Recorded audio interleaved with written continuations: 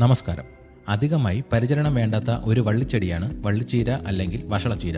വേലിയിലോ പന്തലിട്ടോ വളർത്താവുന്ന ഇവ പച്ചനിറത്തിലും ചുവന്ന നിറത്തിലും വള്ളികളുള്ള 2 ഇനങ്ങളുണ്ട്. വിറ്റാമിൻ എ, സി, ഇരുമ്പ്, കാൽസ്യം തുടങ്ങിയവ ധാരാളമായി ഇതിലുണ്ട്.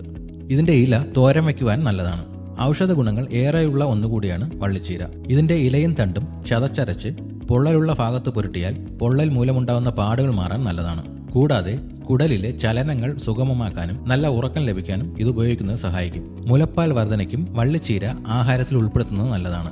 പ്രമേഹം, വിളർച്ച, വായിലുണ്ടാകുന്ന കുരുക്കൾ, പാദം വിണ്ടുകീറൽ, നീര് എന്നിവയ്ക്ക് വള്ളിച്ചീര ഗുണകരമാണ്. വള്ളിച്ചീരയുടെ ഇല ചതച്ചെടുത്ത നീര് കവിൾ കൊള്ളുന്നത് വായ്പുണ്ണില്ലാതാക്കും. കുട്ടികൾക്ക് ഇത് നെയ്യിൽ മൂപ്പിച്ചു കൊടുക്കുന്നത് പോഷകം ലഭിക്കാൻ നല്ലതാണ്. പുകച്ചിലുള്ളപ്പോൾ വള്ളിച്ചീരയുടെ ഇലയും ഇളം തണ്ടും നന്നായി അരച്ചു പുരട്ടിയാൽ മതി. ഇതുപോലെയുള്ള ഹെൽത്ത് ടിപ്സിനായി ഈ ചാനൽ ഇപ്പോൾ തന്നെ സബ്സ്ക്രൈബ് ചെയ്യുക.